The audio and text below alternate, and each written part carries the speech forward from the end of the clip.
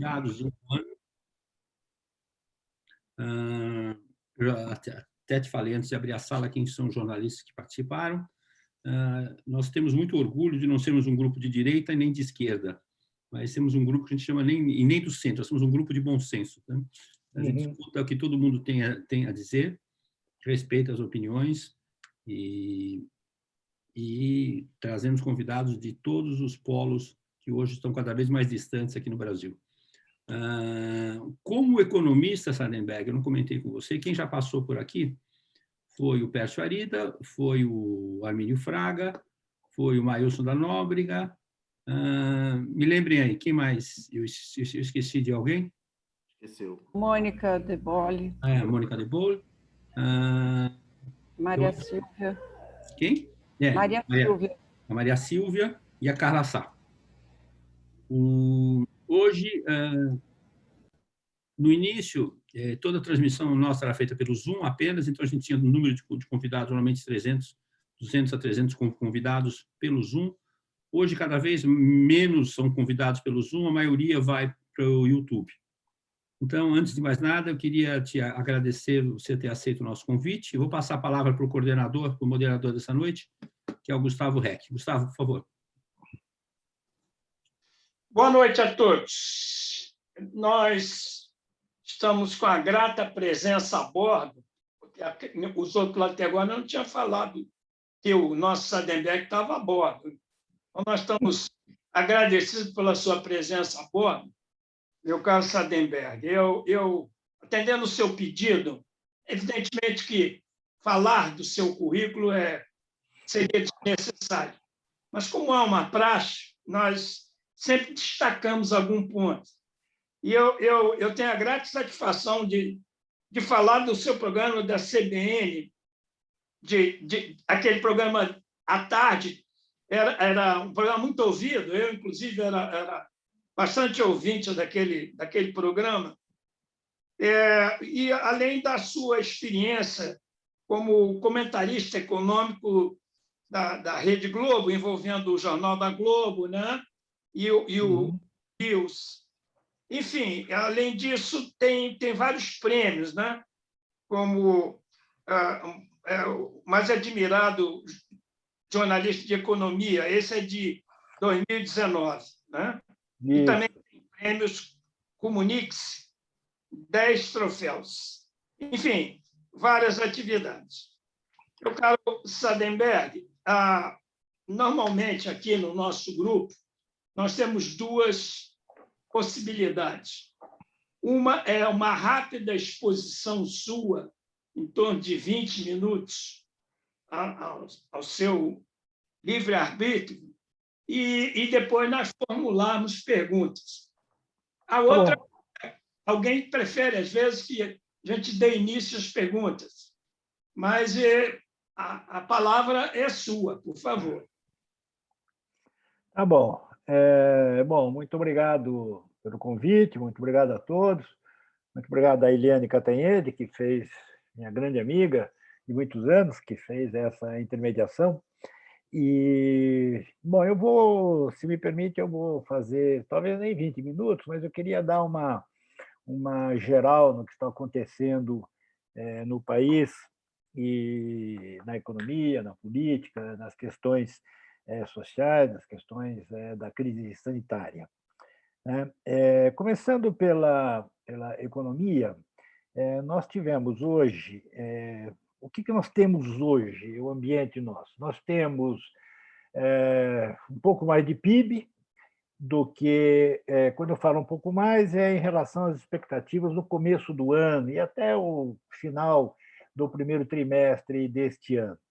Nós temos mais PIB, estava se prevendo um crescimento pouco acima de 3%, e agora nós estamos falando de um crescimento previsto de em torno de 5% para esse ano, então é uma alta expressiva, mas, em compensação, nós temos também uma previsão mais elevada para a inflação, né, que a gente estava rodando com uma inflação bem baixinha, e a previsão para esse ano é de 6%, e isso supondo que a inflação atual vai cair, né, porque ela está, em termos de 12 meses, ela está em torno de 8%, e, portanto, há uma expectativa de que ela caia ao longo destes próximos meses. E caia por quê? Porque o juro está subindo. O Banco Central estava com juro a 2, é um recorde de baixa, e está subindo o juro justamente por causa da inflação. E está subindo muito depressa a taxa de juros, a 0,75, talvez suba mais um ponto na próxima reunião. Está subindo porque provavelmente o Banco Central se atrasou, né? E não só, a culpa não é só do Banco Central, mas todo mundo estava achando, quando começou a ter assim uns picos de inflação em alguns setores, todo mundo estava achando que eram episódios, não era uma inflação estrutural, digamos assim, mas eram episódios de inflação. Primeiro foram a comida, né, por causa do preço alto dos nossos produtos de exportação, especialmente carnes, mas o mercado mundial começou a voltar no começo desse ano, com alguns países já superando os problemas essenciais da pandemia, então o consumo voltando, e aí então os preços subiram, os preços das nossas commodities subiram bastante, petróleo subiu bastante, e isso são preços internacionais que refletem aqui na nossa economia. Então, nós tivemos uma inflação forte na área de comida. Depois, nós tivemos uma inflação forte na área de energia, e aí foi uma combinação danosa, porque não só tivemos a alta do petróleo, que puxa a gasolina, diesel e etanol, e também a crise hídrica, que é o grande problema que nós temos hoje, né? Uma falta, um período sem chuvas, as hidrelétricas em nível muito baixo, não tem risco imediato de falta de energia, mas certamente o preço está subindo e vai subir ainda mais, porque nós estamos utilizando mais as tais usinas termoelétricas, cuja energia gerada é mais cara, né? Termoelétrica e eólica, né? Nós já temos um parque bastante grande de termo e de eólicas, só que elas são mais caras do que as demais fontes de energia. Então, nós tivemos aí um segundo choque, que foi a área de energia. Então, primeiro comida, commodities, depois a área de energia, petróleo, e depois a área de energia elétrica propriamente dita. E altas no setor de consumo. E aí por dois motivos, porque algum tipo de consumo voltou, né, ou até cresceu durante a pandemia, e houve uma disrupção da cadeia produtiva, não apenas do Brasil, mas no mundo todo. Quer dizer, conforme os países, a economia foi parando, né? Conforme o lockdown, paradas e tal.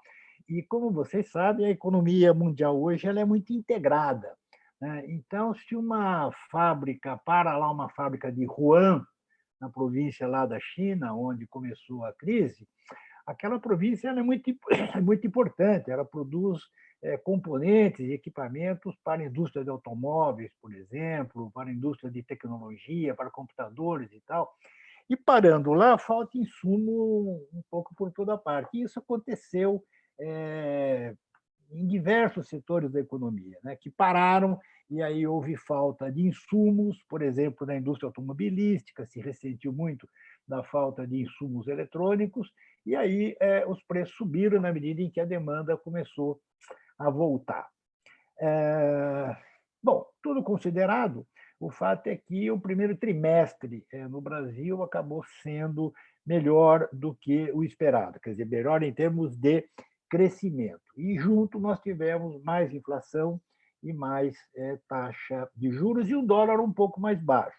Lembram-se que o dólar estava se aproximando dos 6, né, com a nossa taxa de juros muito baixa, e em torno de 2, né, e com uma inflação perto disso, então, na verdade, uma taxa real de juros de 0. Então, um pouco atrativa para investimentos externos. Então, o dólar ficou alto, se aproximou dos 6, um pouco por causa disso e um pouco por causa das instabilidades econômicas e psicossociais aqui no Brasil. Na medida que o juro sobe, o dólar tende a cair. Então, ele que estava perto dos 6 já está rodando aí em torno dos R$ 5, que é mais ou menos... o dólar, taxa de câmbio é a coisa... Os economistas dizem que a taxa de câmbio foi criada só para desmoralizar os economistas, porque ninguém nunca acerta, né? Pela lógica, a nossa taxa de câmbio devia estar mais baixa. Por quê? Dois motivos. Primeiro, porque a exportação de commodities está alta e os preços estão altos. Então, está entrando muito dólar na economia brasileira. E com a alta dos juros e a expectativa de que os juros permanecerão elevados por um bom tempo, mesmo que a inflação venha a cair, então ela volta a atrair capitais externos. Então, nós temos duas fontes importantes de entrada de dólares no país. Pela lógica, a cotação devia cair.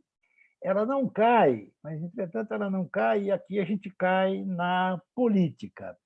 Ela não cai porque o Brasil não desperta muito interesse, ao contrário, desperta uma certa resistência, dado ao tipo de governo que nós temos e ao modo como estamos lidando com alguns problemas cruciais.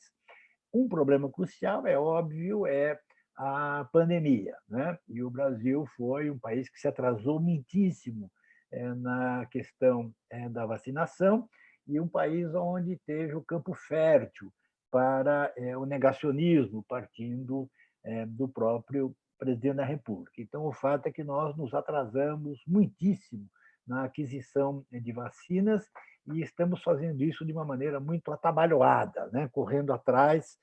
E agora começa a surgir essas denúncias envolvendo a compra lá das vacinas da Índia. O outro problema que nós temos é que a gente está bobeando, a gente que eu falo é o governo federal, está bobeando num item que está se tornando essencial para o mundo, que é a questão da sustentabilidade. Sustentabilidade é meio ambiente. Existe nessa questão da sustentabilidade, vamos admitir isso concretamente, existe uma questão de jogada e de protecionismo nisso, né? Então, os agricultores franceses, os agricultores europeus sempre levantam a questão do meio ambiente para impedir a entrada de produtos agrícolas brasileiros e argentinos, por exemplo, que podem chegar na Europa a um preço muito menor. Então, de fato, as questões ambientais, vira e mexe, são utilizadas para fins protecionistas em diversos países. Mas, tirante isso, o fato é que o mundo está formando a cabeça, está formando a consciência ecológica, está cada vez mais presente por toda parte. Isso significa o quê? Significa, basicamente, a Amazônia, né? Há uma preocupação mundial com a Amazônia, por razões óbvias, por ser a floresta do mundo, e uma preocupação com a produção agrícola, agropecuária brasileira, que é uma produção muito forte, dominante. O Brasil disputa com os Estados Unidos a condição de maior exportador de carnes e alimentos, mas só que se impõe já há algum tempo essa questão de consciência. Isso aqui não é só no Brasil. Eu tenho um filho meu trabalha na indústria de peixe nos Estados Unidos, por exemplo, e uma exigência claríssima que tem lá é que o consumidor, né, no supermercado, saiba exatamente de onde vem o peixe que ele está adquirindo e a carne que ele está adquirindo, a fruta que ele está adquirindo, etc. E se vem de regiões consideradas desmatadas, enfim, mal cuidadas, há uma resistência do público em relação a isso. Então, deixou de ser uma questão assim de grupos pequenos, ONGs, que era aqui no Brasil, mas ela está se tornando uma questão que interessa às grandes companhias internacionais. E mesmo as indústrias petrolíferas estão procurando outras fontes de energia, né? Inclusive, às vezes, tirando o petróleo do nome, né? Como várias companhias estão fazendo, estão mudando para energia em vez de apenas petróleo. Porque o petróleo, óleo diesel e tal, são extremamente poluentes e estão pouco a pouco sendo substituídos pelos carros elétricos, por exemplo, aviões elétricos. Navio não sei se tem ainda, vocês podem me dizer melhor, mas há uma clara substituição dos motores a combustão por motores elétricos. E aqui eu pego uma frase do fundador da OPEP, o Sheikh Yamani, ele que foi o criador da OPEP lá nos anos 70, quando ele conseguiu convencer os países árabes, especialmente os países árabes, que eles deviam assumir o controle do petróleo e passar a cobrar preços maiores, né? E aí criou-se, então, a Organização dos Países Exportadores de Petróleo, que passaram a ganhar rios de dinheiro, e ainda ganham, né? A Arábia Saudita, os Emirados e tal, países que ficaram muito, muito, muito, muito ricos, né? E ele, então, alertava, dizendo o seguinte, que era preciso que os países usassem o dinheiro do petróleo para construir uma outra economia, construir bases de uma outra economia. E daí que ele dizia, porque o petróleo não vai durar para sempre, quer dizer, ou melhor, o petróleo vai durar para sempre, porque sempre com novas tecnologias, por exemplo, não tinha petróleo do pré-sal, né? O petróleo a essas profundidades não existia nem aqui nem no Brasil, nem no resto do mundo. Por quê? Porque não se tinha a tecnologia para chegar lá. Hoje tem, no Brasil e no mundo todo. Então, o que o Yamani dizia é o seguinte, o petróleo não vai acabar. Ele dizia o seguinte, a idade da pedra não acabou por falta de pedra. A idade do petróleo não vai acabar por falta de petróleo, vai acabar porque você vai descobrir coisas novas. Então, o Brasil ficou atrás em algumas questões que são essenciais para o mundo hoje, que é um país livre da pandemia, um país que tenha a pandemia controlada, e um país com uma consciência ambiental, uma consciência socioambiental bastante desenvolvida. Isso para falar do atual. Em relação ao futuro, nós continuamos com os nossos problemas estruturais, que não foram mexidos. Nós atacamos problemas pontuais. Os problemas estruturais, quais são? É que nós temos um sistema tributário que é inteiramente maluco, né? E é um castigo para os empreendedores, para os empresários, para as pessoas comuns. É uma carga tributária muito elevada e muito confusa, né? Os economistas dizem que não só a gente paga muito imposto, como a gente paga para pagar imposto. Tem que ter contador, advogado tributário, tem que ter, enfim, uma das maiores especialidades no Brasil é a advocacia tributária, né? Então, nós temos um sistema tributário horroroso e um ambiente pouco favorável à invenção, às novas tecnologias, né? Você pega a vacina da Pfizer, ela foi inventada por um casal de engenheiros de origem turca, residentes na Alemanha, e que há 10 anos atrás não tinham nada. Nada, nada, nada, nada, nada. Tiveram uma ideia de produzir um outro tipo de vacina. E começaram, então, a trabalhar, a pesquisar e reunir capital. E juntaram capital privado de um monte de gente. Por quê? Porque havia aí uma boa ideia, que era produzir vacina de um outro modo que não os tradicionais, né? Que acabou dando na Pfizer. Mas foram 10 anos de trabalho e de reunião de capital. Entende? Isso no Brasil é muito difícil de acontecer. Sobretudo fora do sistema financeiro, é muito difícil de acontecer de você ter uma empresa que sai do zero em 5, 6 anos, ela está bombando porque ela recebeu aportes imensos de capital privado. Então, e o nosso outro problema é um setor público muito, muito grande, né? O setor público brasileiro não cabe no nosso PIB.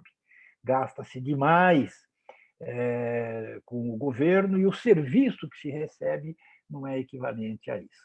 Então, acho que essas são as questões básicas. Tanto é que a gente está prevendo um PIB, um crescimento da economia brasileira esse ano de 5%. Mas o ano passado caiu 4,5%. Então, menos 4,5% mais 5% dá mais ou menos 0,0. E para 2022, a expectativa é de um crescimento em torno de 2%. Isto é, passada a pandemia, é como se o Brasil voltasse àquela marcha lenta da nossa economia que a gente tem verificado nos últimos anos. Quando você olha a marcha do PIB no Brasil, depois dos 2 anos de recessão da Dilma, 2015 e 2016, o PIB brasileiro cresceu em torno de 1%. 1%, um pouquinho, 1 e pouco, até chegar nesse ano da pandemia. Aí, então, 2021 compensa 2020 e a gente volta a um ritmo lento de crescimento por falta das condições propícias ao investimento público e privado. Então, acho que seria essa a introdução que eu queria fazer e agora fico aqui à disposição de todos aqui. Muito obrigado aí pela sua exposição, Sadenberg. E eu, sempre o moderador, tenho o privilégio de fazer a primeira pergunta. Na verdade, ao fazer a pergunta, eu sou levado a uma colocação que seria: estaríamos nós diante de um paradoxo? Paradoxo no seguinte sentido: os números de recuperação do Brasil estão bem acima do que se esperava.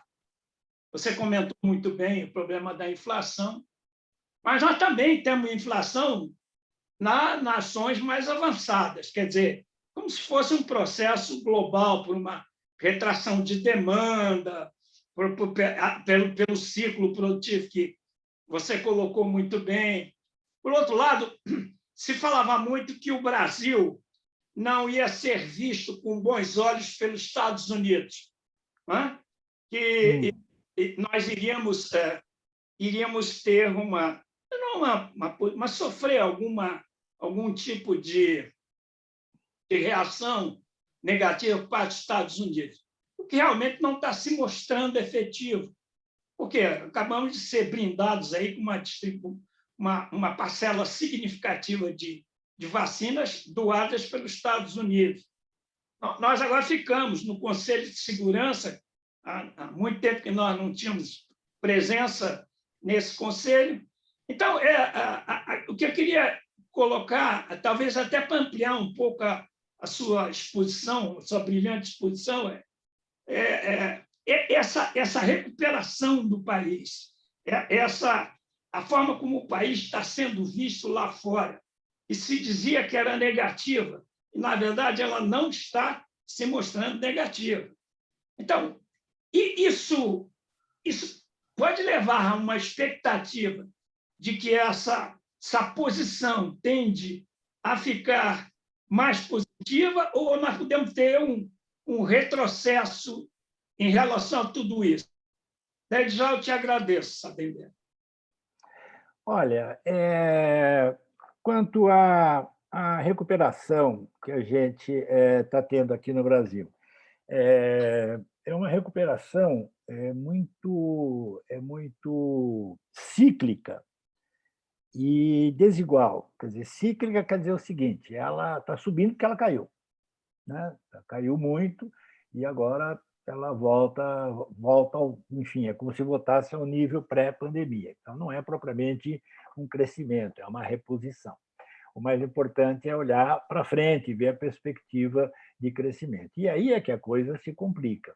Entende? O nosso nível de investimentos continua muito baixo, investimentos públicos e privados continuam muito baixo, a gente está com 16%, 17% do PIB, e o mínimo para manter um ritmo de crescimento razoável seria 25%, 26% do PIB.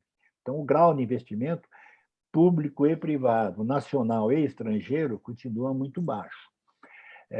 E nós tivemos, inclusive, episódios de empresas que estão deixando o país, empresas importantes que deixam o país, a Ford é uma delas, empresas de tecnologia também estão deixando o país por, enfim, dificuldades de ambiente de negócios, né? E o fato do Brasil ter recebido doses dos Estados Unidos, isso é normal. Os Estados Unidos estão com uma sobra enorme de vacinas e estão distribuindo aos pouquinhos para diversos países. Mas o Brasil, por exemplo, entrou no fim da fila deles. Entrou no fim da fila e não se pode dizer que tenha recebido um tratamento especial. A relação do Brasil com os Estados Unidos no tempo do embaixador Ernesto Araújo foi desastrosa. Quer dizer, Ernesto Araújo desastrosa no seguinte sentido. Foi uma relação boa com o Trump e ruim com a sociedade americana. Com a sociedade americana e com a economia, com as economias americanas. O Brasil continua com uma imagem ruim.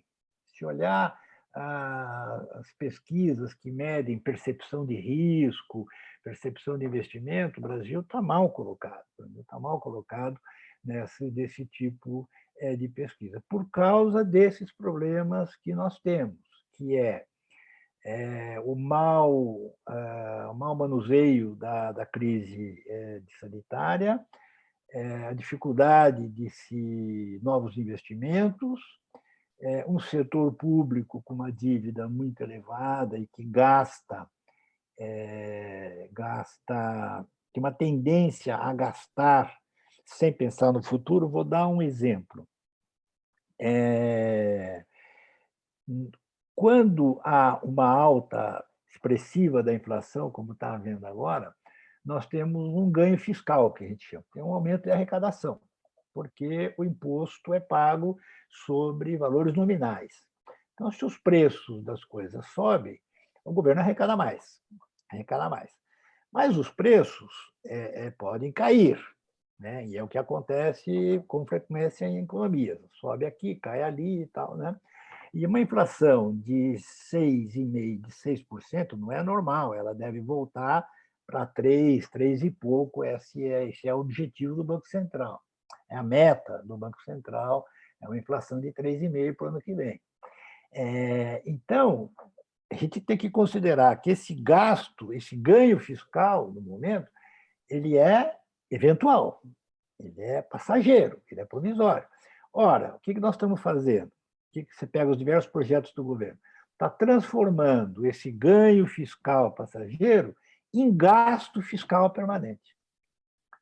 Então, por exemplo, o presidente está falando num Bolsa Família, os deputados estão falando num Bolsa Família de R$600, dizendo tem folga no orçamento. Não, tem folga por causa da inflação. Certo? Então, se você usar esse dinheiro e depois, no ano que vem, a arrecadação não subir no mesmo tanto, você vai ter déficit, você vai ter mais dívida. Então, esse é um dos nossos enormes problemas, que é um setor público avantajado, muito grande, e que demanda impostos, demanda uma arrecadação, uma receita sempre muito elevada, né? E isso tem muito Estado no PIB brasileiro, muito governo no PIB brasileiro. O Delfim Neto costuma dizer uma frase boa, que o Estado brasileiro não cabe no PIB brasileiro, ele transborda, né? E esse é um problema qual é a consequência desse problema? É que não tem investimento público, né? O governo gasta demais em despesas correntes, gasta com previdência, gasta com aposentadoria, pensões, salário do funcionalismo, programas sociais, e acabou o dinheiro. Acabou o dinheiro. O nível de investimento público está lá embaixo. Entende? Porque agora a gente está falando, o Brasil precisa investir em tecnologia, mas não tem dinheiro para investir em tecnologia, né? Porque o gasto é toda a despesa primária do governo, consome praticamente todo o orçamento. E existe uma tendência, que não é de hoje, é uma tendência histórica, de aumentar o gasto público, já que esse gasto público ele tem sido assim dominado por determinados setores da economia. Não estou falando só funcionalismo, não. Tem setores da economia que têm benefícios fiscais, empréstimos a juros favorecidos. Por exemplo, a Zona Franca de Manaus, ela é altamente beneficiada por isenções de impostos que são pagos por todos nós.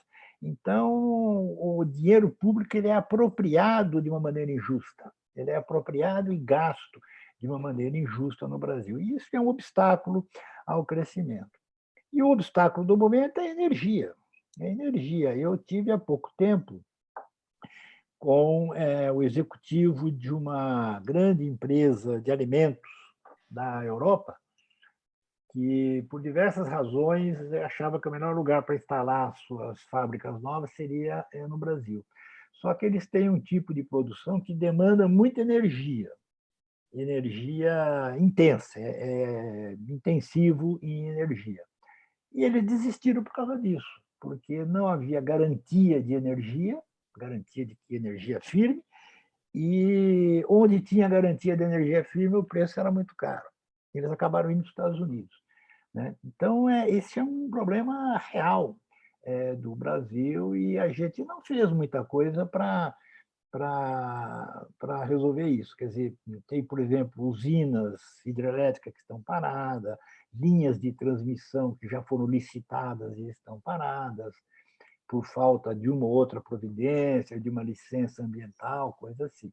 Entende? Então, essa é a situação brasileira. Outros países estão se recuperando, tem um pouco de inflação, mas não tem esses problemas que nós temos aqui, que são esses problemas estruturais. Muito obrigado. Uma ótima colocação, porque eu estranho muito esse volume de entrada de recursos na Bolsa, mais de 40% é de investidores estrangeiros. Então, eu tenho uma dúvida dessa percepção de que eles estariam olhando para o Brasil com uma certa dificuldade. Por isso que eu te fiz a pergunta. Mas o que você precisa ver é quantas empresas estão na Bolsa e quais empresas. É a nata da economia. O sujeito compra Vale, compra Petrobras, compra Magalu, entende? Aí eu também, né? Compra banco. Tá certo, mas é nossa.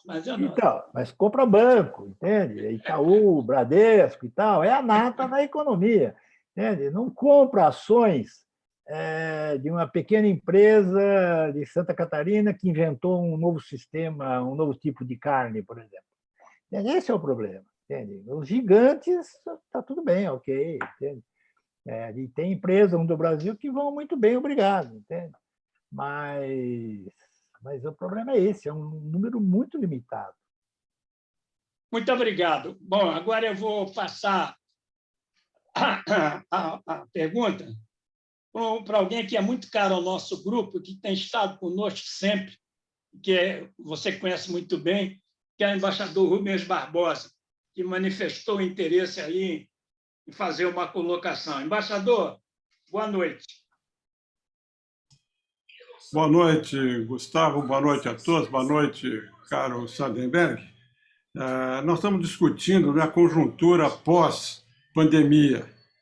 E essa conjuntura internacional pós-pandemia tem muitas incertezas, né? Você tem o crescimento americano, esses investimentos todos que estão sendo feitos lá, o crescimento da China, você mencionou agora as perspectivas de crescimento do Brasil. Mas eu queria te perguntar, olhando para o pós-pandemia, né, a partir do futuro próximo, tendo em vista o desmonte do Estado aqui no Brasil, e você se referiu a vários aspectos aí na área econômica, e a dificuldade que nós estamos tendo com políticas públicas, né, em todas as áreas, saúde, educação, enfim, tudo, acrescido de violência, de corrupção, enfim, todo esse quadro que nós sabemos. Qual é a sua visão sobre, dentro dessa conjuntura pós-pandemia, quais seriam as prioridades que o futuro governo vai ter que enfrentar? Porque aqui no Brasil, nós pensamos muito a curto prazo, fazemos diagnósticos, mas, concretamente, como é que nós temos que enfrentar essa conjuntura pós-pandemia, quando o novo governo toma posse a partir de 1º de janeiro de 2023? Quais seriam as prioridades na sua visão? Obrigado. Obrigado, embaixador. Sobre a recuperação, sobre a economia mundial, o que nós temos é, obviamente, uma recuperação naqueles países que já conseguiram lidar com a pandemia, né? Países que conseguiram reduzi-la a níveis que, enfim, permitem a volta das atividades. É como se estivesse fazendo uma volta ao normal, né? A economia americana está tendo um crescimento de 7%, mas isso não é normal. A economia americana cresça isso tudo num ano, porque, enfim, uma economia daquele tamanho, o crescimento razoável, normal, seria em torno de 2 e pouco por cento, né? Então, esse crescimento ele vem repor as perdas da pandemia. Tem uma recuperação de emprego, a China está voltando a ser o que era, né, em níveis não de crescimento de 10%, mas de crescimento de 6% e tal, e países da Europa voltando, então o mundo vai voltando. O exemplo histórico que nós temos, muitos historiadores, economistas estão citando, é o forte crescimento que teve na economia mundial depois da gripe espanhola, né?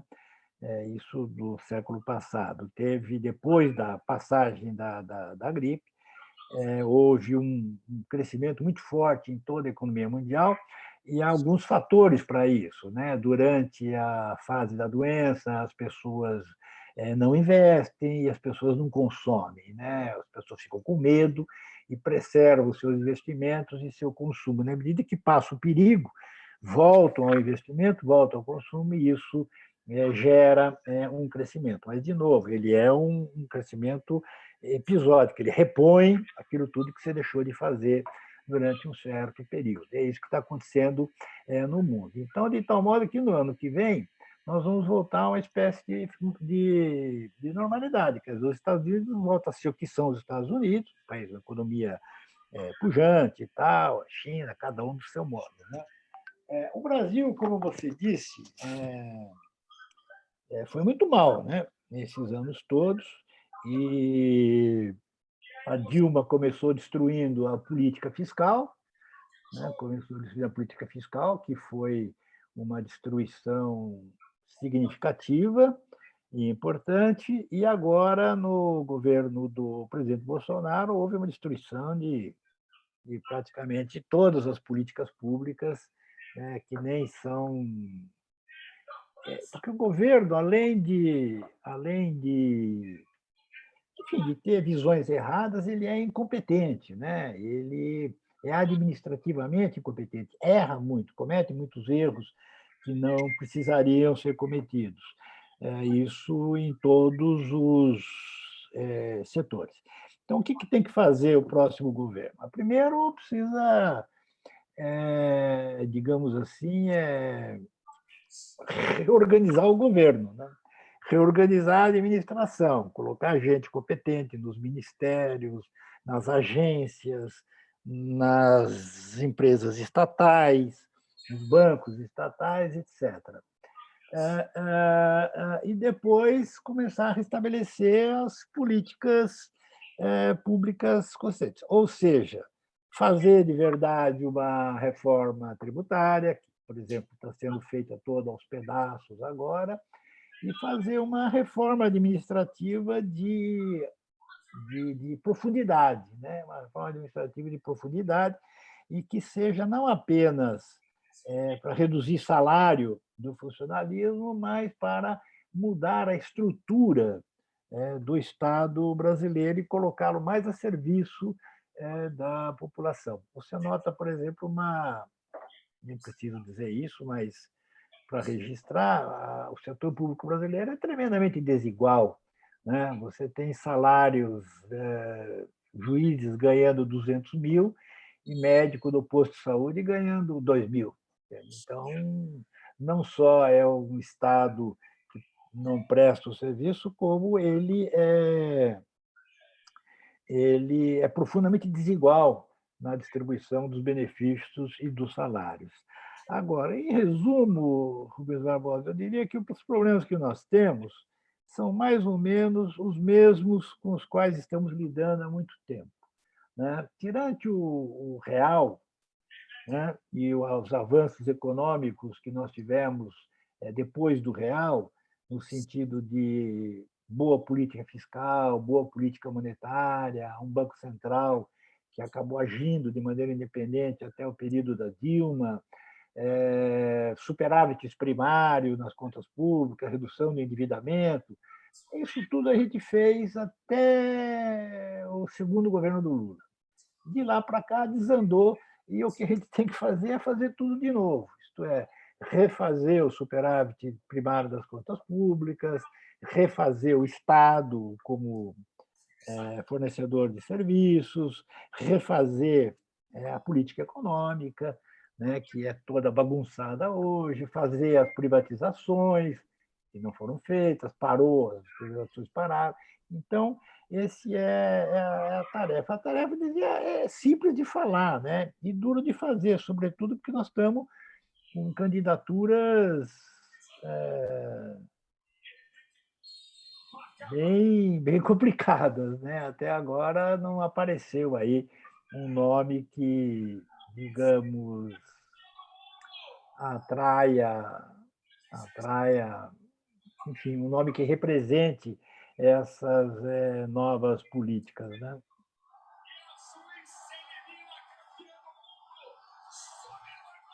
Tem alguém que está vendo o jogo aí, né? Estou ouvindo aqui o som do jogo da França e Suíça. Não é isso?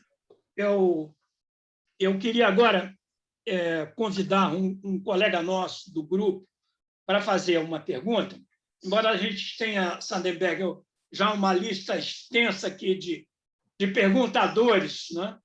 Então, eu vou pedir que a gente tente colocar a coisa bem rápido para a gente poder responder a todos. Todos estão interessados em lhe fazer pergunta. Comandante Raposo. Obrigado, Rec. Boa noite a todos. Sardenberg, tem perguntas macro, tem perguntas médias, tem perguntas micro. Eu vou pelas perguntas úteis para todos aqui que estão, quero crer que estejam aqui assistindo. O Ministério da Economia explicou alguns pontos principais da segunda etapa da reforma tributária, que, aliás, foi entregue pessoalmente pelo ministro Paulo Guedes ao presidente da Câmara, Arthur Lira, que vai levar em votação na Câmara dos Deputados para, se aprovado, levar para o Senado Federal. E eu estou me referindo à nova proposta, o novo balanço do imposto de renda, dos CPFs e dos CNPJs. Sardenberg, quem ganha e quem perde? Obrigado. A gente, nessas reformas tributárias, quando chega lá no Congresso, a gente não sabe direito como é que vai sair, né? Sempre sai diferente do que entra, então essa é uma observação importante a ser feita. Do jeito que está, nós temos pouca coisa. Nós temos aquela unificação do PIS/COFINS, né? Cria uma contribuição de bens sobre bens e serviços, e que vai ficar confuso, porque vai se sobrepor aos ICMS estaduais e aos ISS, né? Vai acabar tudo a mesma base de tributação e vai ser, eu imagino, vai ser uma coisa complicada de colocar em funcionamento, né? O correto seria juntar todos os impostos sobre o consumo num só, né?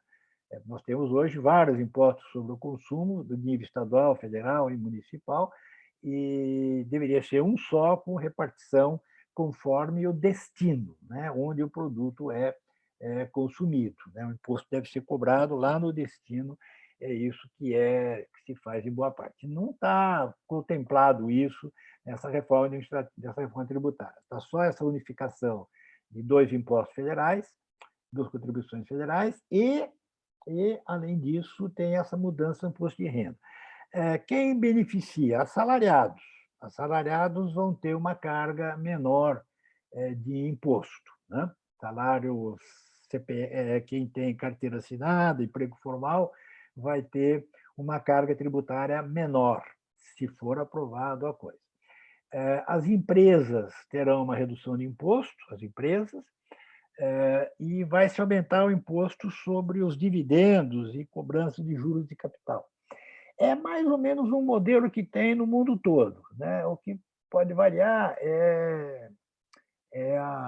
você, aqui no Brasil, a gente faz errado, de cobrar muito dinheiro da empresa, muito imposto sobre a empresa e pouco sobre o acionista. Devia ser o contrário, a empresa devia ter impostos pequenos, imposto de renda, por exemplo, de bancos no Brasil, chega a 50%. Né?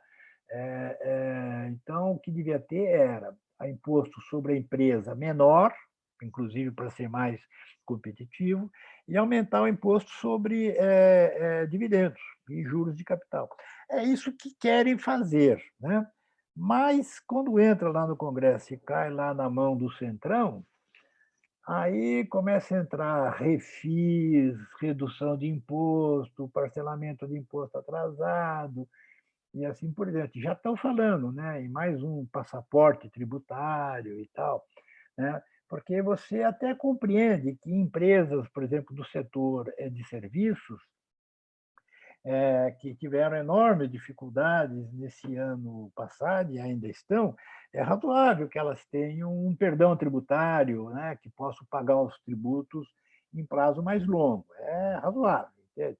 Mas eu aposto com você que, se começarem a fazer isso, começa lá naqueles bastidores lá da Câmara, coloca um setor, coloca outro, de repente se acaba dando benefício para quem não precisa. Eu sou muito cético no avanço de reformas estruturantes com governos, com executivo fraco, porque o executivo, essas reformas importantes, como aquelas que foram feitas pelo Fernando Henrique, depende de uma liderança muito importante do presidente da República, de um empenho do presidente da República, que é o que a gente não vê no momento. E para o próximo governo, a ver, né? Porque, por enquanto, nós temos 2 candidaturas apenas, né? E algumas possibilidades de candidatura. As 2 candidaturas postas, Lula e Bolsonaro, com amplo favoritismo para o Lula. E a questão é ver como é que vai andar o jogo político, né? daqui até lá. Por enquanto, é isso. Muito obrigado. Obrigado, Sandenberg. Agora, eu queria chamar, por favor, um grande amigo que está sempre presente conosco, Almirante Max, por favor, fique à vontade.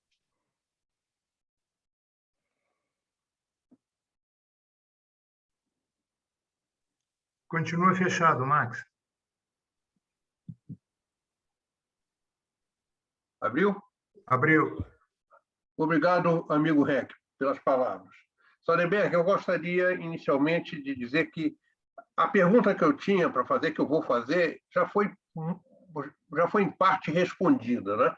Quando você respondeu a pergunta do embaixador Rubem Barbosa e agora também no que diz respeito à parte estruturante. Eu concordo plenamente que a imagem do Brasil lá fora está ruim, muito ruim, e ocasionada por 2 pontos importantes, que é o gerenciamento da pandemia, principalmente essa, e o desmatamento, não vou falar desmatamento, a questão do meio ambiente, em especial a Amazônia. A questão da pandemia, mal ou bem, está se tentando resolver atabalhoadamente, como você falou agora. E a questão da Amazônia, também eu acho que tem se tomado atitudes tentando resolver isso. Não sei se o país vai conseguir transmitir isso para o mundo. Essa é que é a verdade. Eu não sei se teremos capacidade disso, de algumas medidas que eu acredito que estejam sendo tomadas. Muito bem. Mas acresce a tudo isso, no meu entender, que nós estamos vivendo uma época política muito complicada, um executivo muito fraco, não tem quadros, a meu ver, não tem quadros para estabelecer políticas, reestabelecer políticas públicas apropriadas, não é? E eu queria um comentário sobre essa parte política que nós estamos vivendo hoje, que, a meu ver, é muito séria. Então, você, olha, é só pegar, nós temos assim esse clima de polarização que a gente entrou, que a gente acabou entrando, ele acabou se espalhando por toda a sociedade, né? Você falou da questão ambiental. E nós temos aqui no Brasil, dentro dessa questão ambiental, a gente tem dois polos, né? Claramente. Tem um polo que é o seguinte: não pode fazer nada. Não pode mexer nada, não pode fazer usina na Amazônia, não pode fazer linha de transmissão, não pode explorar nada, não pode fazer nada. Tem que deixar lá, cercar lá e fechar e não pode fazer nada. E agora entrou lá a turma do Bolsonaro, que é o seguinte: pode fazer tudo, né? Pode passar trator, pode levar madeira, pode explorar minério, pode fazer quantas usinas quiser, pode alagar não sei quantos quilômetros para fazer usina e tal, não sei o quê. E daí não sai nada, entende? Desses dois polos, quer dizer, não pode fazer nada e pode fazer tudo, você não sai nada. Quer dizer, deve ter, e é evidente que tem, modos inteligentes de você fazer uma economia sustentável. Tem que ter, e há especialistas que sabem como trabalhar nisso. E a maior parte da agricultura brasileira, por exemplo, ela é sustentável, né? Ela tem essa preocupação e é sustentável, inclusive nas bordas da Amazônia, né? Que não estão vários empreendimentos, né? Não estão fazendo desmatamento mais, eles estão apenas procurando recuperar matas degradadas. E aí até um serviço positivo. Mas o nosso problema é esse aqui, que está muito polarizado, entende? Você vai da Marina Silva para o Ricardo Salles. Dá certo, né? Não pode sair nada consistente disso, né? Então, nós precisamos ter alguma coisa. Para variar, como na política, de modo geral, nós precisamos do caminho do meio, né? O caminho do meio. Não pode nem tanto de um lado, nem tanto do outro, mas uma política centrista, uma política não radical, pode ser centro-direita, centro-esquerda, com as suas variações, entende? Mas nós ficamos num ponto assim muito difícil, né? É verdade que os candidatos de esquerda, os dois que estão postos, né, o Lula e o Ciro Gomes, estão procurando se aproximar do centro, né? O Lula está revivendo o Lulinha Paz e Amor e o Ciro Gomes está claramente caminhando, né, na direção do centro. Precisa ver se cola, se as pessoas vão acreditar, né? Ou se surge um outro candidato. Mas o fato é que nós estamos numa situação bem difícil, viu? Porque está toda a política brasileira, está toda ela bem polarizada, inclusive setorialmente, né? Eu acho que isso nos atrapalha muito. A falta das opções moderadas, de centro e tal, acho que isso nos atrapalha muito. Obrigado. Alguma coisa, Almirante? Não, está ótimo, obrigado. Já está respondido.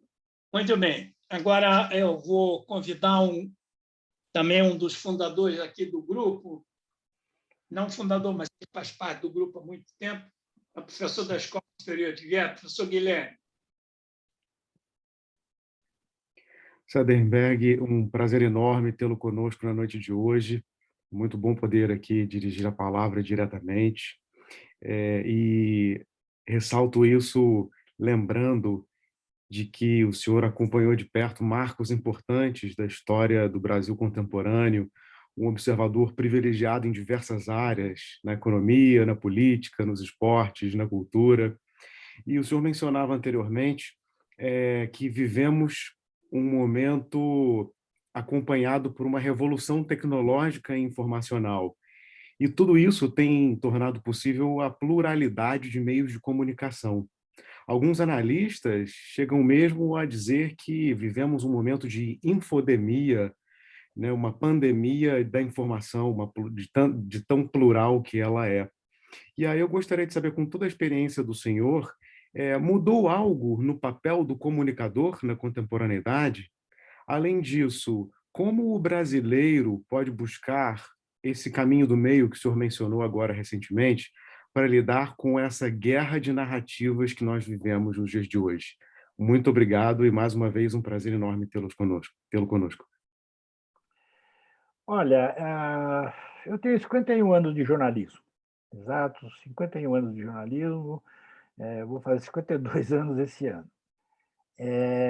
A nossa função de jornalistas da imprensa independente, da imprensa séria, mas sobretudo da imprensa independente, ela continua a mesma, né? Que é reportar, apurar, investigar, apurar e publicar, né? Então, nós continuamos com essas obrigações e até houve eu diria que a imprensa brasileira ela evoluiu muito do tempo que eu entrei até agora, evoluiu para o bem, né?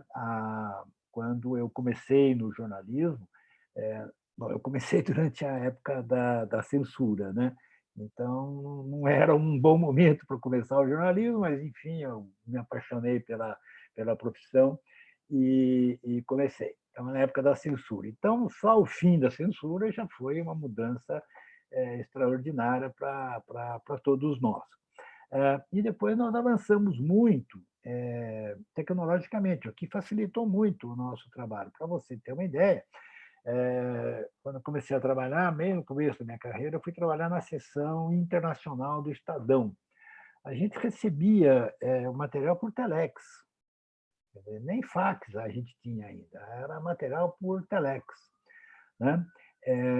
E quando a gente fazia coberturas no exterior, a mesma coisa, você transmitia por telex, quer dizer, tinha que escrever o texto e reescrever na maquininha do telex. Então, hoje, a diferença é brutal. Você escreve no laptop, onde quer que esteja, faz uma comunicação via satélite e está tudo resolvido, tanto para texto quanto para foto. Então, tecnologicamente, nós ficamos mais perto da notícia e tivemos mais rapidez de encontrar a notícia e a informação. A quantidade de informação, então, nem se fala, né?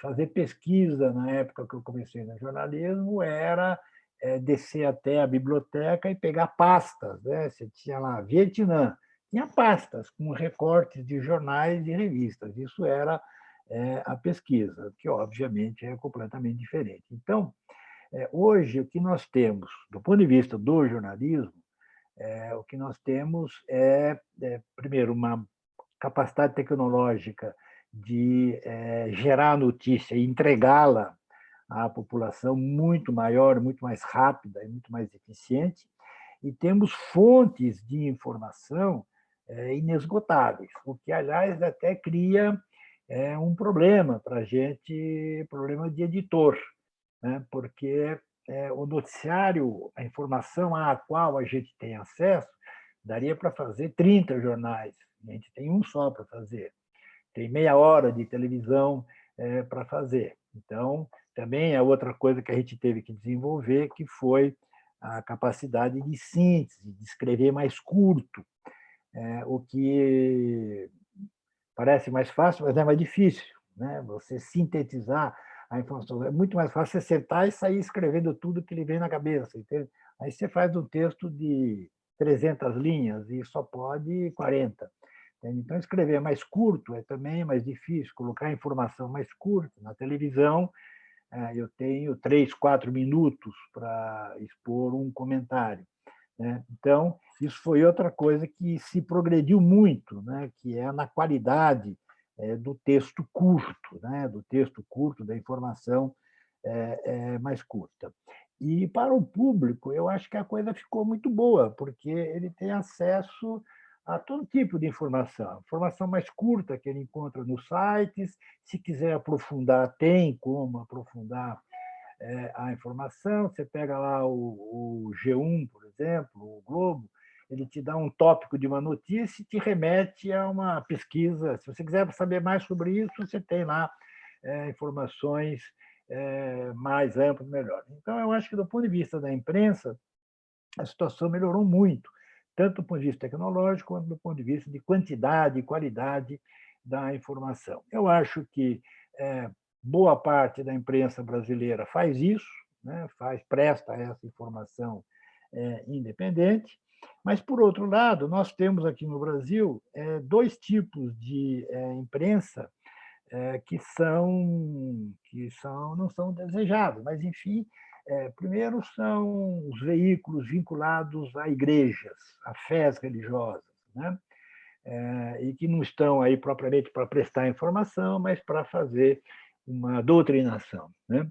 E depois nós temos as emissoras, de algum modo, ligadas a políticos e à política, né?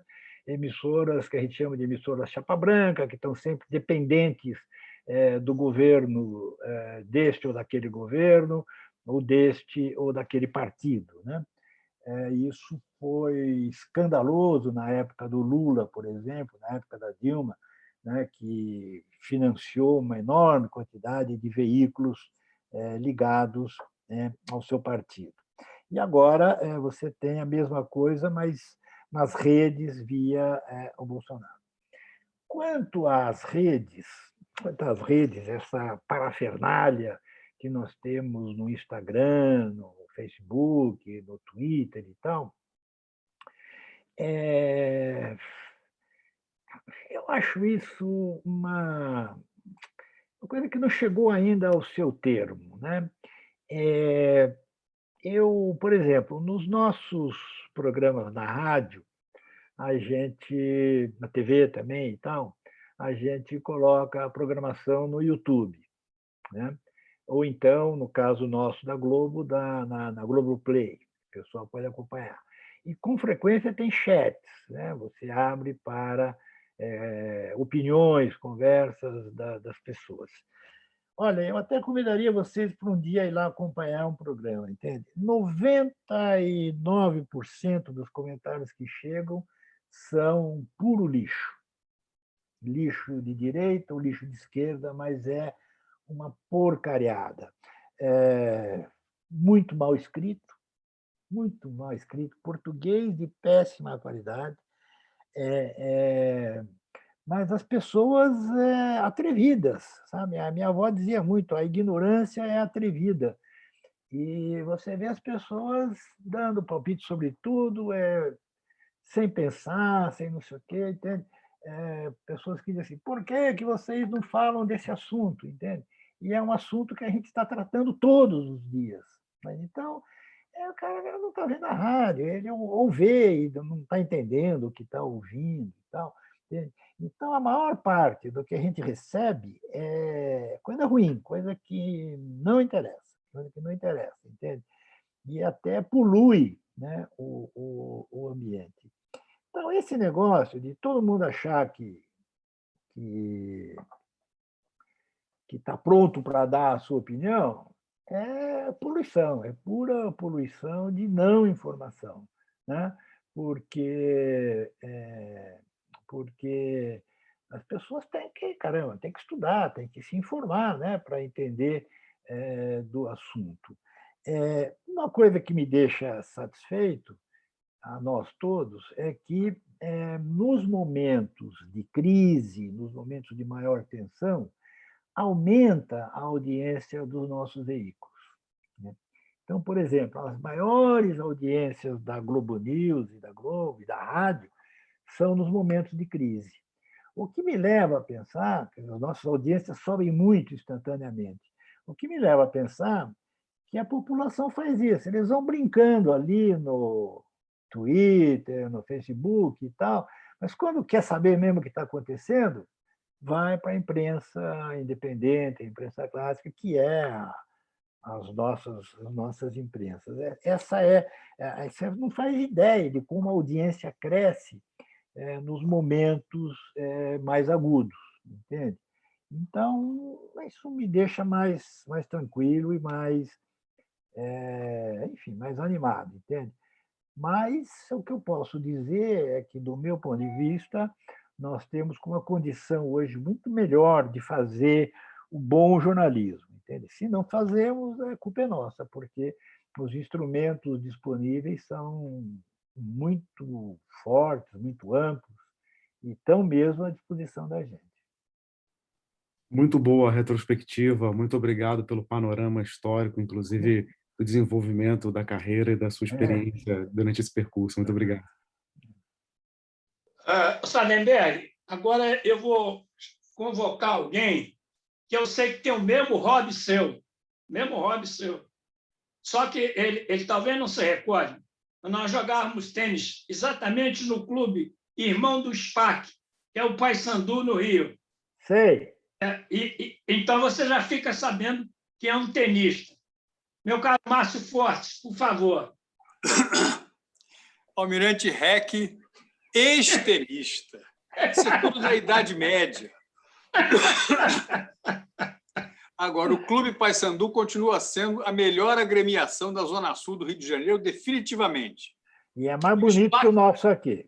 O SPAC é igual. Não, a única coisa que nós temos de igual mesmo, Sardenberg, é o campo de bowling. Né? Só tem dois no Brasil, o seu e o meu. Estamos aqui brincando um pouquinho, perdendo tempo, viu, Almirante Heck? Mas o SPAC, lá em São Paulo, tem outra prática que nós não temos no Paysandu. Eles jogam rugby. Tem um rugby lá não sei aonde, perto da represa de Billings. Isso, na sede de campo. Muito interessante. Coisa de inglês, e, portanto, coisa de mais atrás até do que a Idade Média. Mas, de qualquer forma, Carlos Alberto, é muito bom ter você aqui no grupo. Os assuntos são os mais variados possíveis. Eu só queria, enfim, fazer uma nota inicial. Eu sirvo, eventualmente, como consultor de investidores para o Brasil. Quer dizer, as pessoas me telefonam, eu me estudo, querem saber e tal. A reforma tributária agora foi objeto de questionamento, etc. Mas tem 2 ou 3 pontos que são graves. O maior de todos, no momento, é a Amazônia, como estamos acompanhando. E você, Sardenberg, você falou que a lei variou, as práticas da Marina ao Ricardo Salles, isso é verdade. Mas o fato é que nós hoje estamos lidando com a ilegalidade, alguma coisa à margem da lei. É o crime, é a derrubada de árvores em áreas públicas, que está sendo levada a cabo impunemente. Então, essa é a minha primeira pergunta. Você falou dos usos e costumes legais. Quer dizer, né? Não é isso que se trata. Trata-se do crime. O crime está sendo, hoje, meio de vida e meio de questionamento ao Brasil de forma muito grave, muito intensa, muito definitiva. Era a sua opinião sobre isso. E a segunda, me perdoe, Almirante, só para aproveitar o tempo aqui, é como é que você vê essa lei, que afinal de contas é a lei, da chamada privatização da Eletrobras, que foi tão questionada como sendo, enfim, uma árvore de jabutis e outras coisas. Enfim, porque existe um fenômeno, viu, Almirante? Eu estou lendo essas coisas e acompanhando muito. O Centrão é que tomou conta do Brasil. Não foi o governo que tomou conta do Centrão.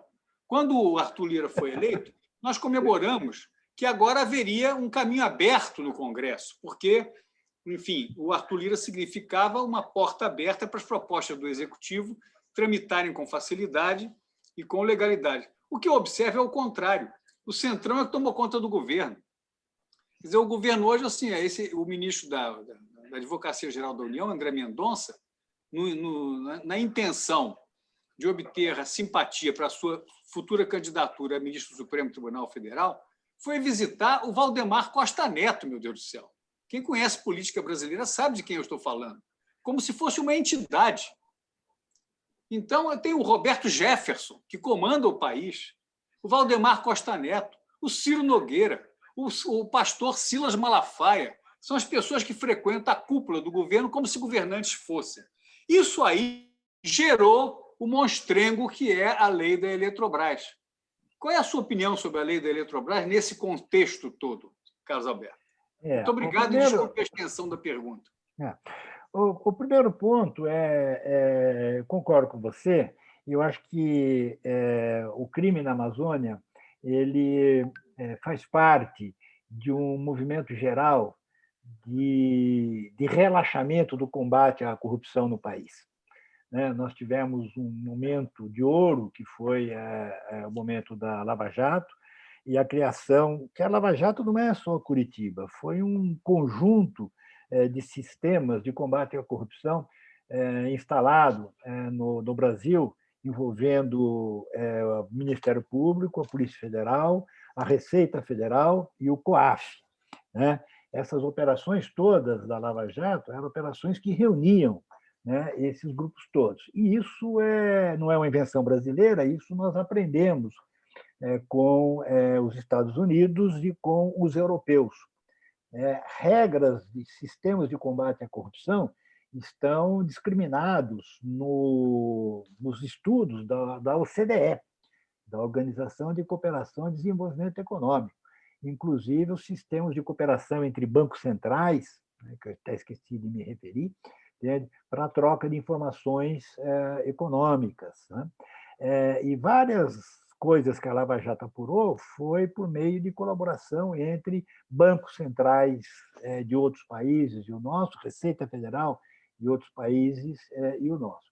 Então, foi sendo criado um sistema de combate ao crime, à corrupção, muito amplo. E o presidente Bolsonaro se elegeu com essa bandeira, mas foi abandonando, foi largando mão e o país está meio ao Deus dará. Os políticos tradicionais, aí, os Valdemar da Costa Neto, o Ciro Nogueira, esse pessoal aproveitou essa situação e está passando a boiada, né?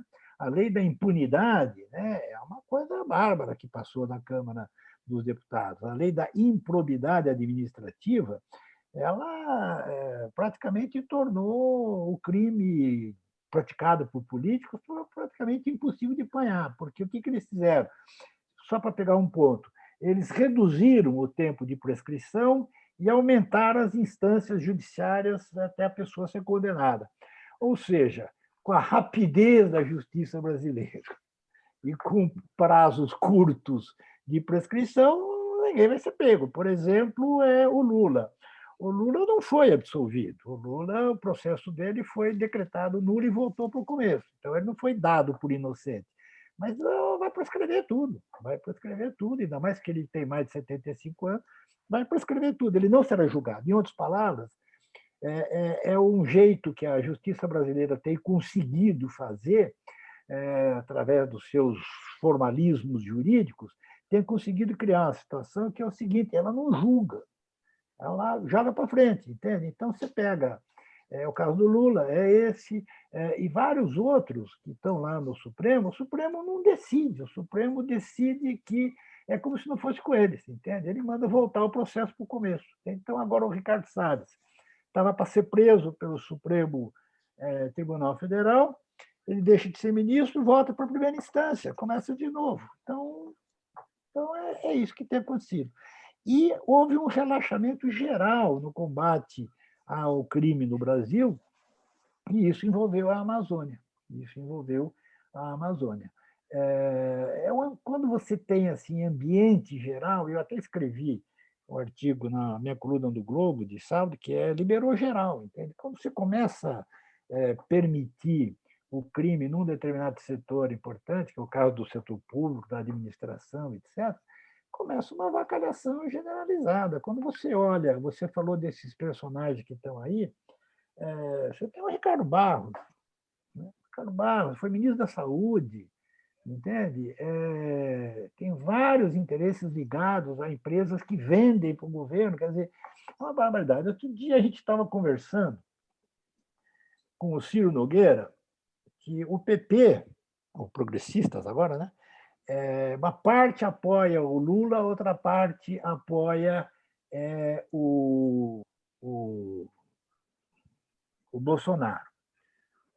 E aí, com aquela conversa, como é que não é, e tal, não sei o quê, o cara saiu com o seguinte: é o seguinte, dá para vocês entenderem. De São Paulo para baixo é Bolsonaro, de São Paulo para cima é Lula. É o mesmo partido. Então, lá no Piauí, o Ciro Nogueira é Lula. Lá no Piauí, ele é Lula, claramente ele é Lula, está apoiado, vai apoiar, já apoiou antes e tal, entende? Agora, em Brasília, ele é Bolsonaro, está lá participando do governo. Entende? E sabe-se lá do jeito que é essa participação. Então, esse é o ambiente político que ficou muito solto, muito largado, muito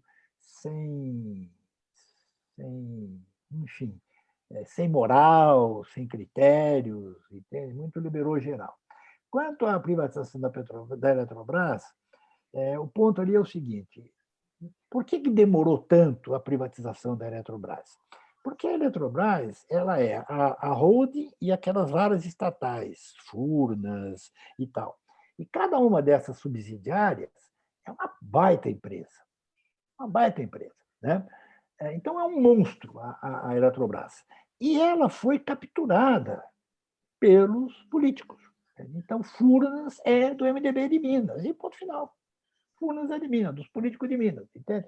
Assim como a Eletronorte é do Sarney, entende? Assim como a chefe lá é dos Barbalhos, e assim vai, entende? Então, ela foi capturada pelos políticos. Quando chegou na hora de privatizar, né, eles iam perder esse controle sobre um caminhão de dinheiros e uma montanha de cargos bem remunerados, de contratos bem remunerados. Então, o que eles fizeram? Eles começaram a colocar na empresa a ser privatizada as obrigações pelas quais eles obtinham vantagens na Eletrobras estatal. Então, o cara que assumir o controle da Eletrobras vai ser obrigado a fazer uma termoelétrica no Piauí, vai ser obrigado a fazer uma outra em Rondônia, vai ser obrigado... Tem ou não tem a demanda? Entende? Colocaram uma série de obrigações, entende? Que eles conseguiam arrancar das estatais, por serem estatais, e foram botar na lei. Entende? E saiu esse monstrengo, né? Saiu um monstrengo que impõe tamanhas obrigações à Eletrobras e aos seus funcionários, que, por exemplo, todo mundo sabe que tem gente demais nas estatais do setor elétrico, entende? Mas agora, pela regra da privatização, se o funcionário for demitido da Eletrobras, ele tem o direito de ser contratado imediatamente por outro estatal. Tem 10 anos desse direito. Então, virou uma loucura, né? Virou uma coisa sem... O resultado disso é que quem for assumir o controle da Eletrobras sabe que tem uma série de obrigações a cumprir, obrigações caras. Se essas obrigações caras forem de fato cumpridas, elas vão ter que passar para a conta de luz. Né? Isso é custo, vai passar para a conta de luz. Então, vai subir a conta de luz. Entende? Essa é a situação. E, enfim, privatização, no fim das contas, nós sabemos como faz. Né? Tem gente muito competente aqui no Brasil como faz. Você vai ao mercado e o preço maior leva. Entende? Agora, quando você começa, ok, eu vou privatizar, mas você tem que fazer isso, fazer aquilo, fazer isso, não pode fazer isso, não pode emitir, tem que contratar tais e tais empresas, tem que...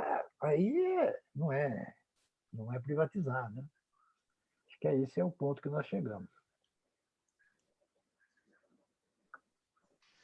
Alguma coisa mais, Márcio? Não pergunta não, Mirante. Vamos deixar a oportunidade para todos se manifestarem e, sobretudo, aproveitar mais o caso Alberto Sardenberg. Mas é que eu estou muito atento à baixa de prestígio que é consequente. Aqui nesse mesmo grupo, Almirante, 2 meses atrás, estava participando o embaixador nosso nos Estados Unidos, Nestor Foster, que fez uma boa apresentação. Inclusive, eu tive a oportunidade de perguntar a ele que gestões nós estamos fazendo para que os brasileiros possam viajar para os Estados Unidos. Continua não podendo. O brasileiro, para ir para os Estados Unidos, tem que passar 15 dias no México. Mas no México, não é na Inglaterra, não.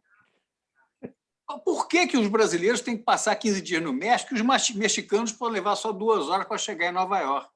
Isso é uma pergunta que reflete o estado de espírito. O consulado americano no Rio de Janeiro não emite visto em passaporte, mesmo os passaportes que já tinham visto. Está fechado. Não emite. Que diabo está acontecendo em relação aos Estados Unidos?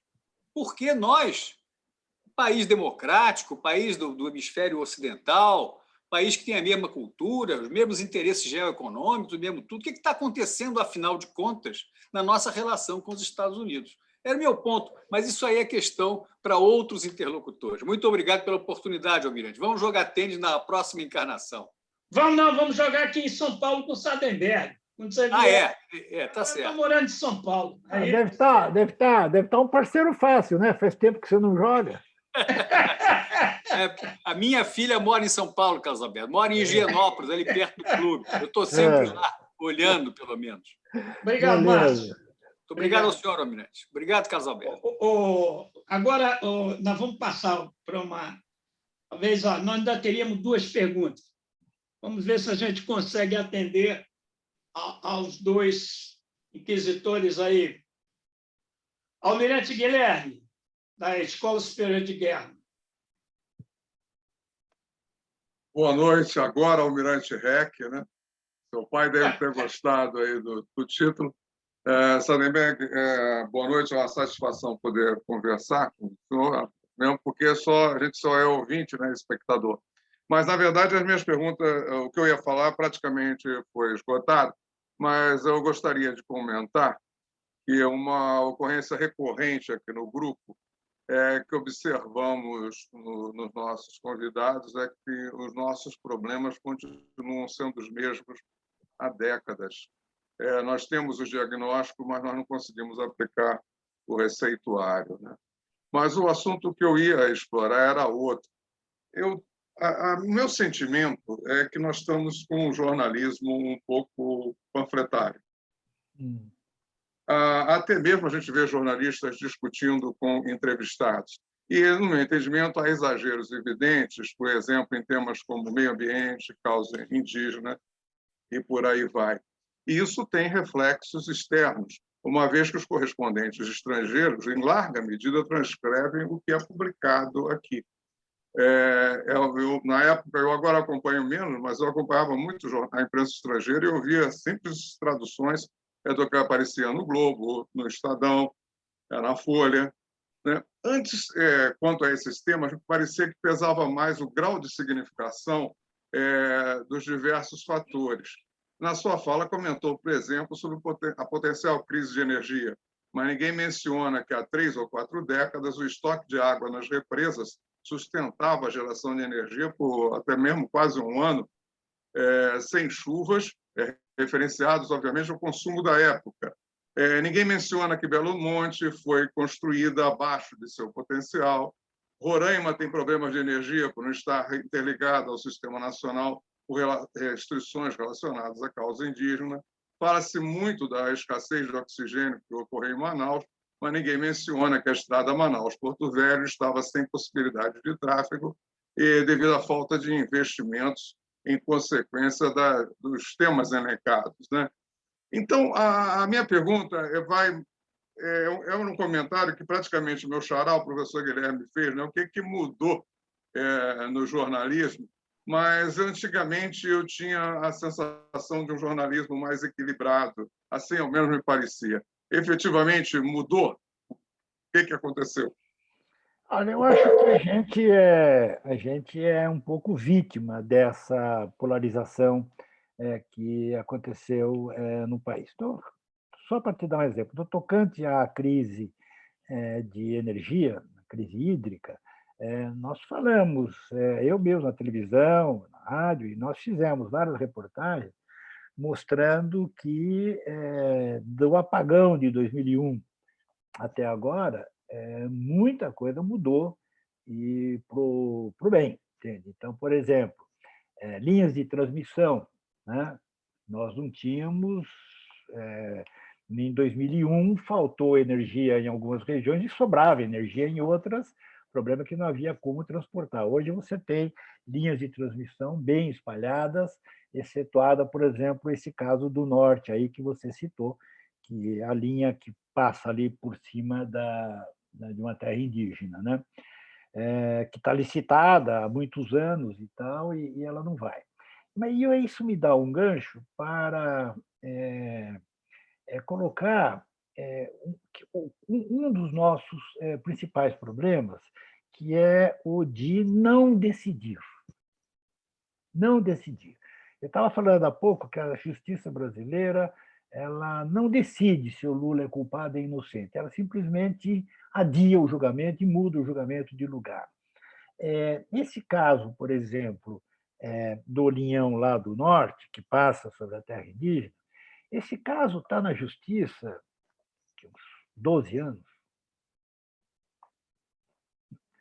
Aí não vai, entende? Porque tem que ter uma solução, você tem que dizer, olha, pode ou não pode. Se não pode, a gente vai procurar outro jeito de transmitir energia, entende? Mas do jeito que fica, né, que você fica judicializando sem parar o tempo todo, entende?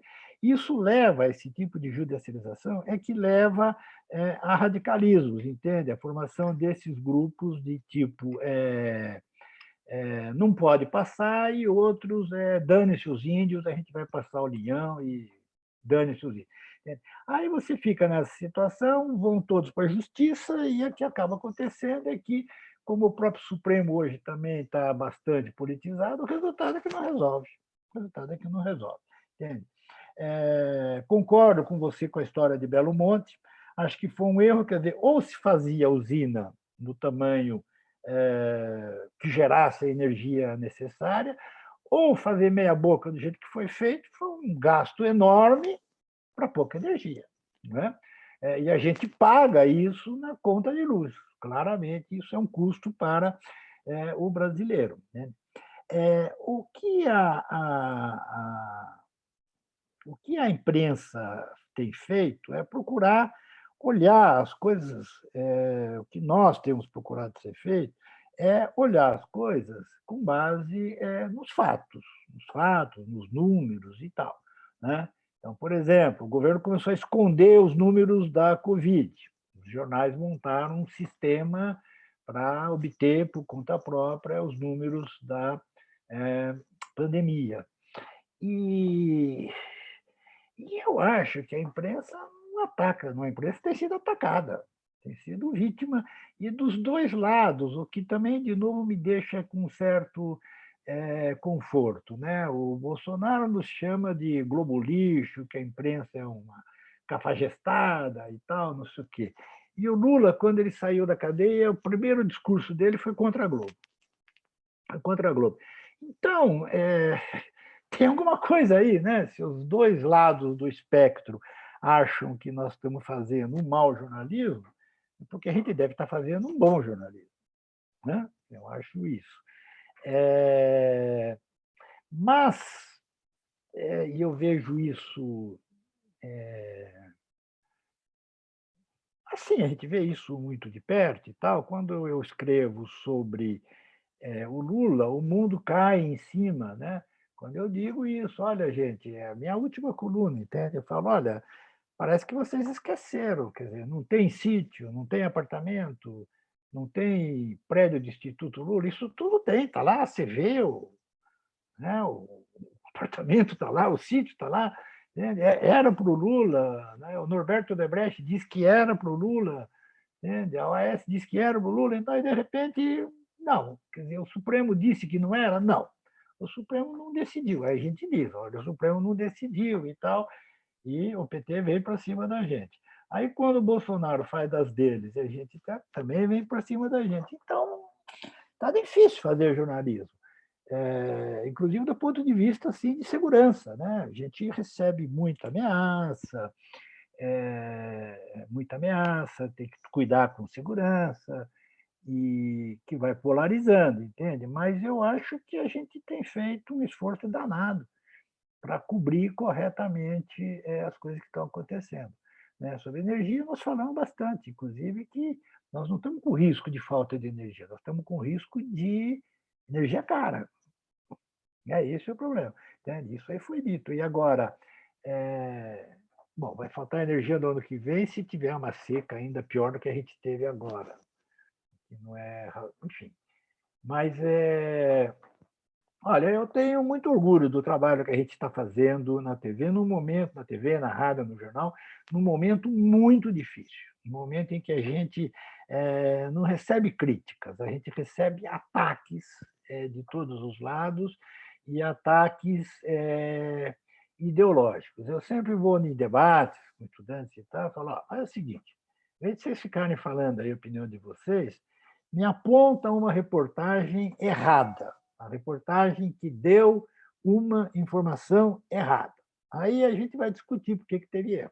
Entende? Mas a gente disse que teve roubo e não teve. E o governo sempre começa negando, né? A história lá da Covaxin, a gente já vinha dando, tem esse troço aqui, essa compra está esquisita, aí pumba, né? Aparece. Aí o governo dizia, não, vocês são um bando de canalhas e tal. Tá aí, tem um rolo grave desse episódio. Entende? Então, tá um momento difícil para a imprensa também, porque essa polarização ela se volta em cima da gente. Entende? Então, mas eu acho que nós temos feito um esforço danado. Do outro lado, isso nos obriga a ser muito cuidadosos na informação, porque se a gente cometer um erro grave de informação, estamos lascados. Aí mesmo que nós estamos lascados. Então, como é que a gente responde? Procurando apurar 500 vezes a mesma coisa e ter cuidado na hora de publicar. Né? É isso.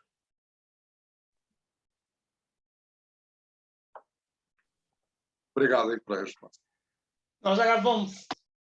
Nós ainda temos muitas perguntas, mas por conta do horário, Sardenberg. Certo. Mais uma. Você tem tempo aí ou você está com. Uma só. Não, eu tenho compromisso, sim. Daqui a 10 minutos. Então, temos mais uma pergunta. Vamos fazer a última pergunta. Está bem assim? Isso. Ok, está bem assim. Por favor, Ângela. Boa noite, senhor Carlos Alberto. Eu sou Ângela Calcanhoto, sou médica, fui médica militar da Marinha, e eu gostaria de perguntar para o senhor a respeito da imagem do Brasil, sobre a violência que as pessoas relatam no exterior. E essa crise que teve sanitária aumentou muito o nível de pobreza, o número de desempregados e creio que aumentou, inclusive, a violência. Como o senhor sugeriria que poderíamos melhorar a imagem do Brasil a esse respeito, tanto da violência quanto ao combate à corrupção, que também é uma coisa que piora muito a imagem do Brasil? Combate o quê? Combate o quê? A corrupção e a violência. Tá.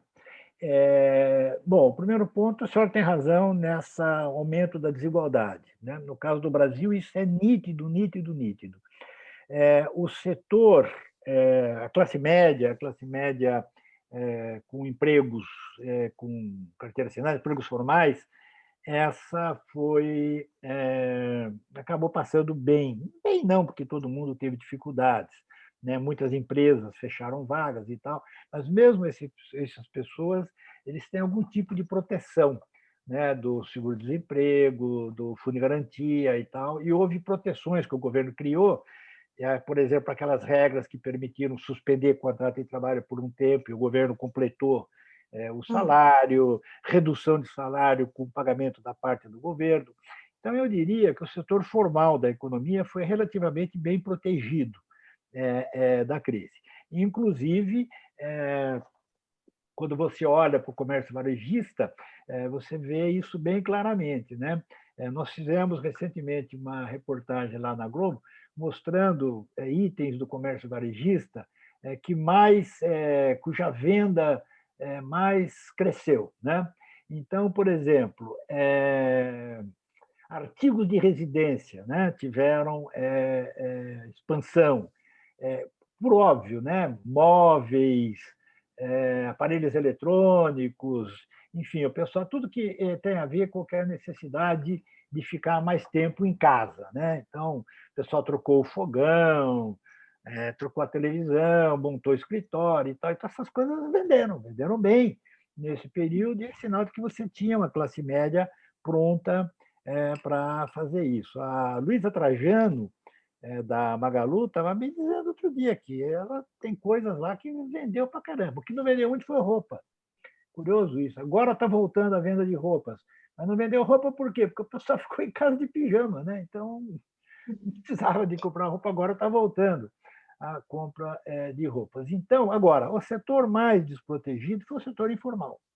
O setor informal da economia, esse foi o que mais sofreu, que teve que ficar mais tempo fechado, porque era o que exigia o contato pessoal, né? O contato físico pessoal. E isso é que foi a coisa mais prejudicada. Então, esse setor sofreu escandalosamente e aumentou a desigualdade, que justamente era o setor, o maior setor da economia brasileira e os menores salários, né? Então, de fato, isso. Como é que resolve isso? Você tem duas coisas. Tem programas sociais, que são um quebra-galho. Programas sociais são um quebra-galho, mesmo porque você não tem dinheiro público para ficar pagando programas sociais o resto da vida. Então, o que tem que fazer é retomada da economia, geração de emprego, né? É retomar a economia e gerar emprego. Essa é a única possibilidade de você resolver isso. E isso aí voltamos àquele ponto dos nossos problemas estruturais. Para gerar emprego, nós precisamos de muito investimento no Brasil. E precisa derrubar as barreiras ao investimento. Dificuldade de obtenção de energia, dificuldade de abrir empresa, de fechar empresa, segurança nas cidades, entende? Tem empresa que desiste de ficar aqui por falta de segurança para aéreos. O que as empresas do Brasil gastam em segurança é muito maior do que nos outros países, entende? Nos países da Europa, Estados Unidos, Singapura, com os países com os quais a gente compete em torno de investimentos, né? Duas coisas que as nossas empresas gastam muito mais que as outras: com advogado tributário e com segurança, né? Aquela enorme quantidade de empresas de segurança que você tem aqui. Então, isso aí, como é que resolve? Crescimento econômico, investimento. Para você ter mais investimento, precisa ter mais estabilidade econômica, precisa ter um Estado menor, uma carga tributária menor, mais inteligente, etc. São os problemas que a gente tinha, que estavam sendo resolvidos. O Brasil voltou para trás. Entende? O Brasil teve um grande avanço estrutural nos dois governos do Fernando Henrique e no primeiro governo do Lula, que foi um governo conservador. Do ponto de vista econômico e político econômico, foi um governo conservador, né? Tanto que estavam lá no governo dele pessoas que hoje são claramente ortodoxas, conservadoras, né? E de lá para cá, da Dilma para cá, veio desmontando as coisas. Veio desmontando, desmontou a política fiscal, quase quebrou a Petrobras, né? Fez o BNDES emprestar dinheiro para gente que não podia pagar, entende? E, sobretudo, instalou-se um sistema de corrupção no país que não foi uma corrupção eventual, era uma corrupção sistêmica, né? A empresa, todas as grandes empresas brasileiras envolvidas em corrupção, quer dizer, é uma coisa bárbara, né? Isso foi pego, mas, desgraçadamente, começa a voltar essa situação, né, com o relaxamento no combate à corrupção. Então, é aquele ponto, né? É um pouco desanimador que a gente tenha voltado para trás em muitos pontos, né? E a pandemia, às vezes, ela esconde que nós continuamos tendo problemas estruturais, né? Continuamos tendo problemas estruturais e que não bastou vacinar que acabou o problema. Bastou vacinar, acabou o problema na Inglaterra, né? Para a Inglaterra, que tem uma estrutura fiscal e econômica montada, né? No Brasil, não. No Brasil, a gente tem muita reforma para fazer ainda, né? Muita reforma para fazer e que ficou, de algum modo, parado, e outras voltaram para trás, né? E outras coisas voltaram para trás. Então, esse é o ponto, criar condições para novos investimentos no Brasil. Acho que esse é o ponto crucial. Sem falar das outras coisas, ecologia, cuidado com a Amazônia, essas coisas todas. Sardenberg, obrigado aí pela tua colaboração e a todos aí que tornaram esse debate bem interessante, com diversidade de opiniões, enfim, foi muito bom. Mas, em nome do grupo, quem vai agradecê-lo é o nosso Paulo Zotto. Obrigado, Sardenberg. Muito obrigado a você aí pela administração aí do... Ele foi ele está contente que ele foi promovido hoje para Almirante. O Márcio acha que eu sou o Almirante. O Almirante é aquele lá. Ó. Eu sei, seu pai. Mas olha, Almirante. Olha aqui, você me chamava de Gustavo, né? A Marinha tem 3 postos: tenente, comandante e almirante. Pronto. Entendeu? Então é almirante. Ué, o que eu posso fazer? Querido. Vamos te ver, Márcio. Vamos lá. César Sadenberg, então, eu, dentro dos 3 postos da Marinha, eu representando o posto do tenente. A primeira coisa, você gostou das perguntas, Sadenberg? Porque o que você falou, muito bom. Olha, 99% das perguntas que a gente escuta são besteiras. Hoje você gostou? Gostei. Vocês não estão lá no nosso YouTube. Eu sou obrigado a perguntar para você, que é uma tradição do grupo, seu time de futebol. Qual é seu time de futebol, Sadenberg? São Paulo Futebol Clube. São Paulo Futebol Clube. Grande São Paulo Futebol Clube. E no Rio, Carlos Alberto, no Rio? Eu só tenho um time. Não tem esse negócio de ter 2 times, não. Então é Fluminense. Então é Fluminense. Não, quem é Fluminense. São Paulo só é Fluminense. Pronto, acabou. Não, senhor. São Paulo Futebol Clube em qualquer lugar. É tricolor. Aí vai dar Grêmio, não. Olha, mais uma vez, sua apresentação foi brilhante, enriqueceu o grupo, com certeza. Foi um prazer tê-lo aqui. E as palavras finais são suas, Sadenberg. Olha, muito obrigado. Fico feliz de poder ter participado aqui com vocês e me anima que haja grupos assim como o de vocês. Você sabe uma coincidência? Semana passada eu fiz uma live que é muito parecida com a de vocês. É um grupo, mas aí, né, é um grupo de empresários, profissionais liberais e tal, que fazem isso há 15 anos.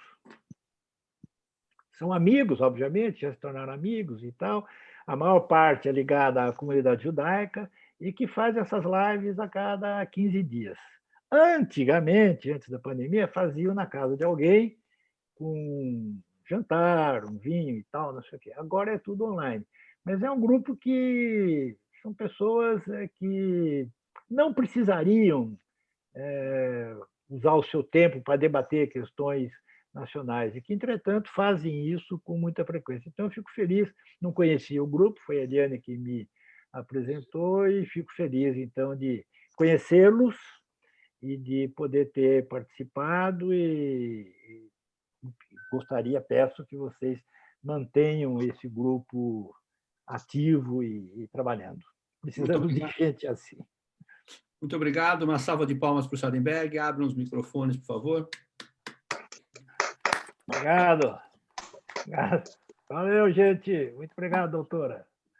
Até mais. Tchau, tchau. Tchau, Paulo. Até. Até logo a todos. Obrigado. Boa noite. Tchau, tchau. Boa noite.